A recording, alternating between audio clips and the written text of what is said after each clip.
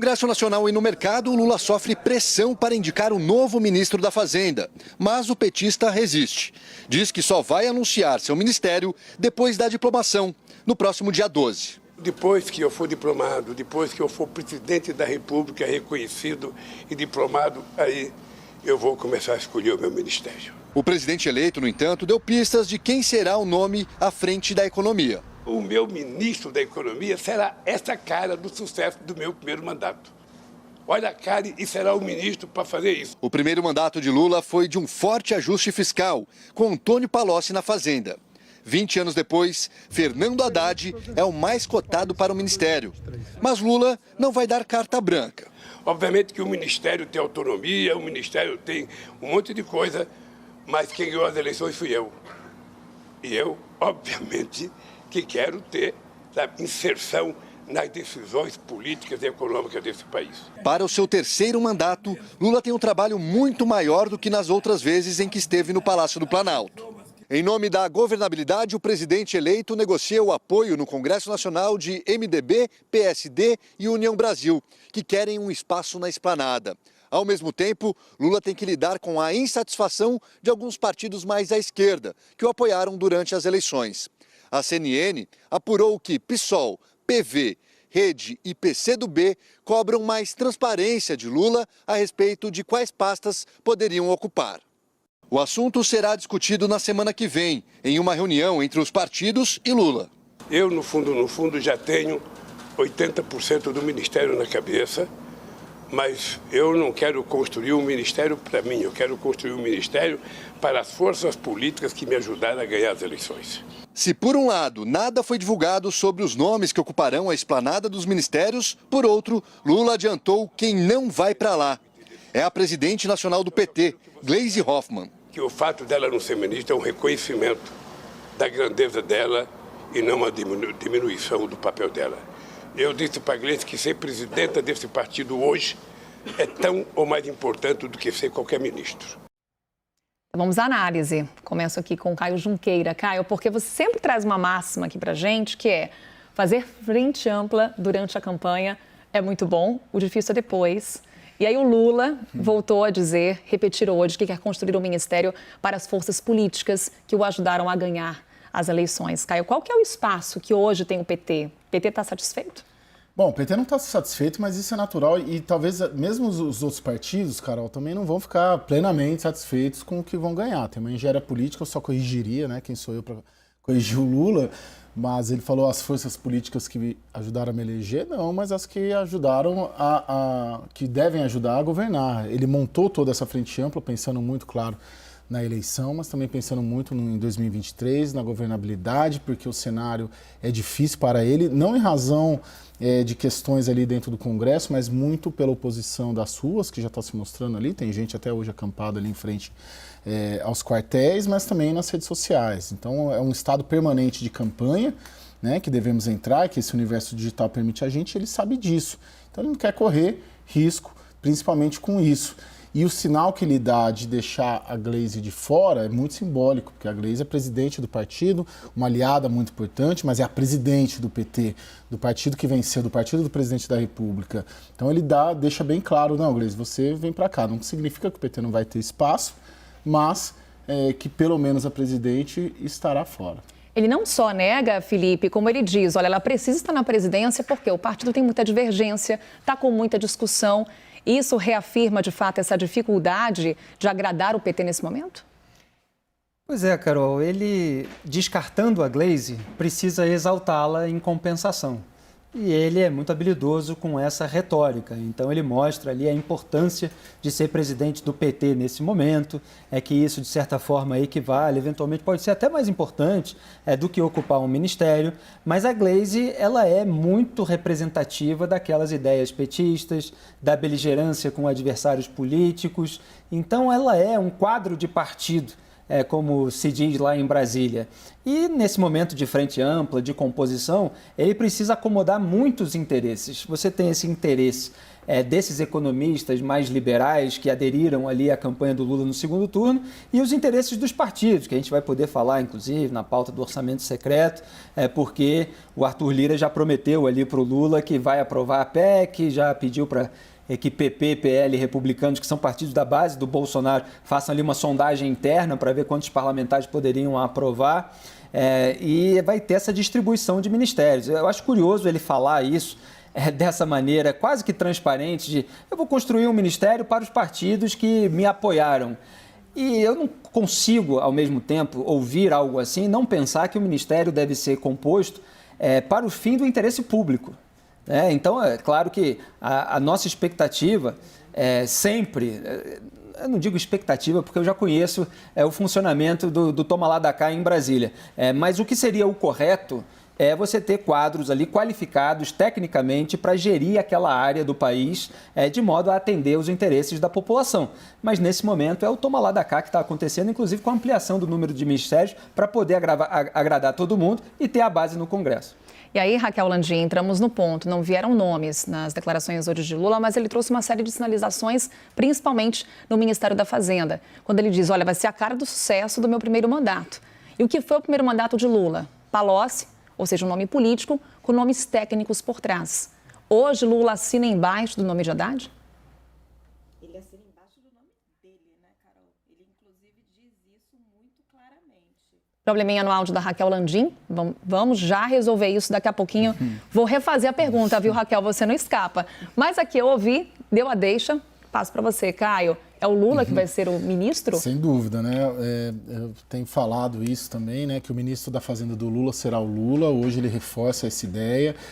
Ao pretender colocar o Haddad lá, ele coloca alguém de confiança, extremamente leal a ele, alguém que ele confia, alguém que vai ter, com quem ele pode sentar para conversar, né? E que tenha ali um pensamento alinhado. Acho que essa é a ideia. Agora, isso já desde a campanha, né? Quando eram cobrados, principalmente no segundo turno, quem vai ser o ministro da Fazenda do Lula, quem vai ser, sempre ficou muito claro que o Lula que vai dar as diretrizes gerais e principalmente nessa área, Carol.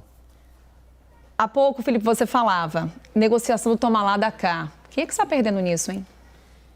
Quem é que sai perdendo? A gente ainda não sabe porque realmente não tem todos os nomes. Eu acho que quem está marcando toca, para usar uma expressão antiga nesse momento, é o núcleo bolsonarista, que está voltado a outras questões. A mobilização de pessoas que estão nas portas dos quartéis, nas estradas. Enquanto isso, o centrão ali do Arthur Lira está nadando de braçada, fazendo o seu bloco para filtrar as propostas do novo governo e, obviamente, para ganhar na negociação dos bastidores. Então, você tem toda essa articulação política para ver quem vai ficar mais poderoso, quem vai ficar com qual ministério. E dentro do PT, o Caio sabe, tem muita pressão de petistas para ocupar esses cargos. Mas o Lula é quem decide no final, porque ele sabe qual é a imagem que ele precisa ter do governo dele, para fins eleitorais, eventualmente no futuro, e para a própria biografia dele, e o que ele precisa fazer para conquistar a governabilidade, para ter uma base parlamentar para aprovar as propostas do governo. Qual é a imagem que Lula quer ter do governo dele? Acho que o Lula volta de certa maneira, para limpar um pouco a biografia, até os erros do PT ali, principalmente no governo Dilma, no governo Lula também, limpar um pouco a própria biografia. Tem um contexto mundial até também, né? Essa coisa da diplomacia, da força que a política externa vai ter e é considerada nesse governo. Eu penso, porém, ali, uma breve divergência com o Felipe. Eu acho que em áreas... eu não vejo... Sim, toma lá da cá, existe, sempre existiu, sempre vai existir. Mas se a gente pegar dois ministérios cruciais, educação e saúde, por exemplo, e se nós vimos o que já teve apresentado nos governos passados, vou dar um exemplo, ProUni, um programa, uma política pública muito bem sucedida. Se a gente pegar em Ministério de Área Social, passado, Bolsa Família, se pegar o pessoal que está pensando e formulando as políticas para o próximo governo, eu vou pegar na área de educação a Priscila Cruz, né, como que chama? Todos pela Educação. Do Todos pela Educação, o pessoal que está circundando na saúde. Eu não sei se também o vácuo nessas áreas do atual governo foi tão forte, principalmente na educação. Eu sempre cito uma matéria da revista Piauí que chamava O Apagão, né? O apagão no Ministério da Educação, que teve de tudo lá, menos política pública. Assim, a gente olha quem está cuidando desse assunto, a gente pelo menos fala, poxa, pode vir coisa boa. E tem ali, em algumas questões passadas, você tem alguns serviços prestados, algumas políticas públicas que de fato foram eficientes, né? Não estou falando que isso não existe, nem que não vai existir, acho que sempre vai existir, mas tem nuances ali, a depender da pessoa, a depender da equipe que o cerca, a depender de quem formula a política pública, de quem está lá. Eu acho que tem algumas nuances, assim, simplesmente, eu te dou o ministério e você me dá os votos. Te dou o ministério para você, sei lá, roubar, fazer o que quiser e você me dá os votos no Congresso. Acho que permeado de nuances, caso a caso, tem casos concretos, enfim. Não, e eventualmente tem, não achei o ponto de divergência. Sim. Eventualmente tem, nesses núcleos, pessoas qualificadas tecnicamente, é que a gente não tem ainda a decisão final. Quem é que vai mandar nesses ministérios, quais vão ser exatamente as diretrizes de cada um. A gente tem, evidentemente, algumas, mas vai precisar ver qual vai ser o nome. Será que meu mic está funcionando? Está funcionando e não vai passar ilesa, viu, Raquel Landim? Então vamos lá. Não, porque Bolsonaro tentou fazer um governo em que ele dizia que não dividiria o poder, que não colocaria, que traria nomes técnicos para os ministérios. Não deu certo. Então, acho que tem aí um meio do caminho entre você aliar as duas coisas. Acho que é um pouco disso que o Caio está querendo dizer e que não é uma divergência. Que é o que eu estou dizendo, só a questão da expectativa. Que você precisa trazer, sim, pessoas técnicas que entendam daquela área, mas que tenham uma habilidade política para fazer o jogo e realmente contemplar as forças que te apoiaram, não só em termos de... Acho que não é você compra de voto simplesmente. O que circunda ali um pouco do Lula e que eu tenho dúvida se ele e o PT vão ceder espaço de verdade são para as ideias mesmo. Ideias diferentes das ideias do PT em áreas críticas. Assim, eu não tenho dúvida que em saúde e educação o Brasil vai melhorar, porque assim, a gente estava abaixo de qualquer nível. Meio ambiente. Ou seja, Raquel, esse apagão que o Caio destacava para a gente do governo Bolsonaro favorece Lula já de cara. Nessas áreas, com certeza absoluta, Carol. Agora, em outras áreas, que a gente pode ter todas as críticas e temos, né? A gente vê o orçamento que está cheio de problemas, mas que você tinha uma outra condução. Será que ele está... E aí estou citando a economia. Será que ele está disposto a ouvir ideias divergentes?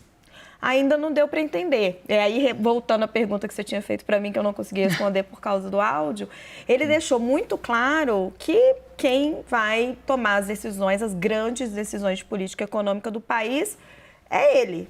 E aí precisa ver se ele está disposto a ouvir. Em governos anteriores, ele ouvia. Ele ouvia uma opinião de um lado, uma opinião divergente e arbitrava, diferente da ex-presidente Dilma, por exemplo, que não ouvia ninguém. Agora ele está parecendo um pouco mais dogmático, a gente vai ter que ver a prática. Só um complementozinho rápido, nessa negociação com os partidos para ocupar ministérios, cabe ao líder, evidentemente, cobrar que seja pelo menos indicado pelos partidos um nome qualificado. Quer dizer, não é entrega pura e simples, né? E o outro ponto que a Raquel abordou, eu fiz um comentário hoje a respeito disso, é o seguinte, que é mais fácil você aplacar a sede de partidos mais fisiológicos, entregando um cargo, entregando uma estatal, entregando um ministério, do que você se inclinar para ideias que não são habituais do partido. E você tem ali aliados, principalmente dessa última hora, dessa segunda leva, do segundo turno, economistas liberais, que não estão em busca de uma boquinha. São pessoas que estão em busca de responsabilidade fiscal para o país. E aí o PT vai fazer isso dessa maneira, é isso que ainda tem uma incógnita no ar. A gente pode concluir que a frente ampla, ela, de certa maneira, ela pode ser positiva para governar, mas uma frente ampla inclui de tudo. Exato. Inclui fatores positivos e fatores negativos também. E é curioso que nas áreas, vamos dizer assim, mais suscetíveis, que envolvem mais dinheiro, envolvem grandes licitações, grandes concessões, são as áreas que os partidos de centro estão de olho. O Ministério da Infraestrutura, principalmente, está mais ou menos acertado com o PSD do Gilberto Kassab, ou talvez União Brasil. E o Ministério de Minas e Energia também os favoritos, pelo menos, é tudo ali, o pessoal do MDB do Senado, que sempre foi uma área... É curioso isso. E as áreas de políticas públicas, sociais, elas acabam ficando na distribuição de forças para os partidos mais, vamos dizer, mais progressistas, né? Dá tempo, Carol, de mais um pontinho? Vamos lá Por pra exemplo, será que o PT vai ceder espaços para figuras que possam eventualmente fazer frente a candidatos do PT nas próximas eleições presidenciais? E aí falo da senadora Simone Tebet. Vão deixar ela assumir o ministério que comanda o Bolsa Família? E aí os partidos que você estava falando, né? Tarcísio de Freitas ficou à frente do Ministério da Infraestrutura, Bolsonaro sempre se gabou disso, foi um ministério técnico, mas estava com orçamento deste tamanho. O Tarcísio conseguiu fazer algumas coisas via licitação, via parceria público-privada. O orçamento do Ministério da Infraestrutura já estava na mão desses mesmos parlamentares via orçamento secreto.